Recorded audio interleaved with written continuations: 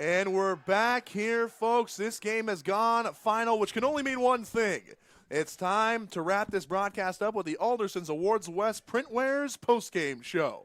For trophies, awards, t-shirts, and so much more, go to aldersons.net for their full catalog. I am Luke Kilgore alongside Matthew King. Two fantastic soccer matches. We were fortunate enough to call these tonight, buddy.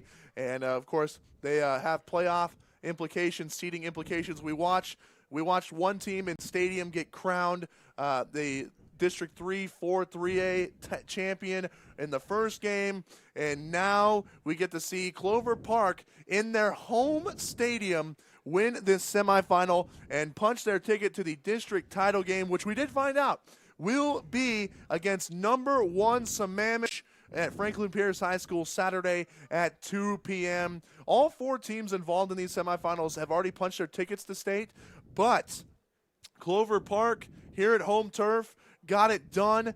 Late goals in both halves for Clover Park, and boy, by halfway through the second half, they had this home crowd completely on their side, and I'm surprised to see this result, buddy, but boy, was it awesome to watch it play out. Yeah, we had 2 matches tonight where the team who dominated possession the first half, just absolutely dominated, had much better looks, ended up losing the match, and that's just because the adjustments that were made at halftime for Clover Park in that second half, the passes were firm and on the ground, and when they were in the air, they were in the air with a purpose. It wasn't just to just boot the ball into the air, get a pass up. It was trying to chip it up to their guy to control it. It was into open space rather than just chipping it up and making it a 50-50 ball. The adjustments Clover Park made, they look like a completely different team coming out of halftime. They were the better team in the second half, I think, by quite far. They had those good looks, and just this crowd. I cannot talk about the crowd enough. They were absolutely fired up, and the players fed off that energy. I mean, you can see right below us. Yeah, try to get a view of that, student section, absolutely fired up about this one. They were up at the gates pretty much the entire final 5 minutes or so. Yeah, that crowd really showed out for their Clover Park squad as they win 2-1. Let's go over this scoring summary right quick for you. It was Sequim, as you mentioned and alluded to, Matthew. In the first half, they struck first. It was a goal over the top by Aiden Hedinger in the 17th minute that trickled past the outstretched fingertips of Angelbert Pisa. And that was all Sequim would score, as in the 38th minute, in the final seconds of that first half, Alexis Gutierrez is over on the right side, the near side of the goal, takes one of the craziest angles I've seen at the high school level for a shot and somehow bends it in to the middle of the net to tie things up, at 1-1 in that first half. Then we go into halftime, and in the second half, the Clover Park Timberwolves waited until late once more, and it seemed like it was within a minute or two of the bench clearing out and going towards the student section and getting the "I believe we will win" chant. It seemed like within 2 minutes of that happening, Matt, Edison Sid Martinez, I believe it was a beautiful cross, and I don't want to be incorrect here, but who cares? I'm incorrect anyway. Alexis Gutierrez, I believe, was the one who crossed that one in. It was a beauty from him, and then Edison Sid Martinez finished it beautifully. I mean, it was a great play, and that was in the 75th minute with what ended up being the go-ahead and game-winning goal. Yeah, that's going to be something not only the players remember forever, but the student section and the crowd remembers forever. Like you said, they had that "I believe that we will win" chance, and immediately they were up 2-1. The players feed off the crowd more than I think anyone realized. I don't even think they realize it sometimes. I think they're just so focused in the game, but just that little bit of energy coming from the crowd, or a lot of energy coming from the crowd, just fires them up, gives them that second wind, and yeah, just perfect teamwork from Clover Park in this one. No one tried to do too much. No one tried to be the hero. They were feeding off of each other. They were playing with each other, and just great camaraderie. It's something special to watch. It was some fantastic soccer being played, especially in that second half. And you said it, in the first half, Clover Park went to just try to move the ball up the field. It didn't really matter where it was going for them. They were chipping it up the field, basically just clear after clear after clear, trying to win in foot races to the soccer ball. But Sequim was winning that size and physicality battle. And then the attitude and the approach completely changed for Clover Park in the second half. All the passes suddenly were on the ground, precise, in great locations. And when they finally did put it into the air, it was that beautiful cross that ended up being the difference. Exactly. There's just no better way to put it. The adjustment at halftime was, we talked about at halftime, they have to keep those passes on the ground. They have to utilize their speed. That's where they had the advantage in this one, was with the speed. They were the faster team. They were probably even the more aggressive team. Kicking the ball in the air, that doesn't play to those strengths. Keeping the ball on the ground like they did, that is exactly what you wanted to do, and it was a fantastic adjustment and a fantastic result for the Timberwolves. All right, and just a reminder, Sammamish, they defeated Fife 4-0.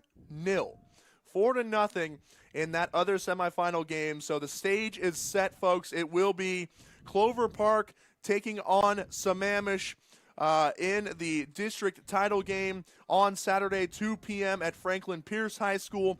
And then the third, fourth place game will be Sequim, number 7 Sequim taking on number 4 Fife, and Sammamish ranked number 1 in the district. Clover Park ranked number 6. So that's going to be the the consolation final will be at 11 a.m. also at Franklin Pierce on Saturday between Fife and Sequim. Okay, it is now time for our players of the game. Let's start with the Sequim Wolves. I believe they were the visitors in this one.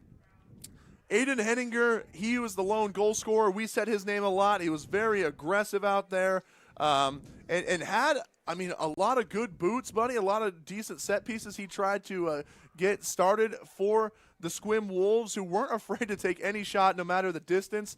But I don't know. I'm thinking Henninger is a good one. What do you think? Yeah, absolutely. I think you're perfect there in your explanation on why. Henninger, he hit that fantastic shot, and he stayed calm, cool, and collected. It seemed like Sequim started panicking there in the second half, even before Clover Park took the lead. Henninger wasn't one of them. He stayed within himself, stayed focused on the goal, and didn't ever really let the emotions get the best of him. We saw a lot of chippiness there late. It wasn't from him. He had good sportsmanship, and he just played really, really hard. And also, he had the best backflip of the night for sure. Yeah, had that backflip celebration, which you did get a picture of. I hope we mid backflip. Did you post that? I did. It's on Twitter at your ESN. Yes, sir, on Twitter. So you get to see the great photography of Matthew, as well as all of our updates as the playoffs roll on, and much, much more. We'll be posting some highlight videos tomorrow as well from these two fantastic games. But that is our MVP for the Sequim Wolves, Aiden Henninger, and for the Clover Park Timberwolves.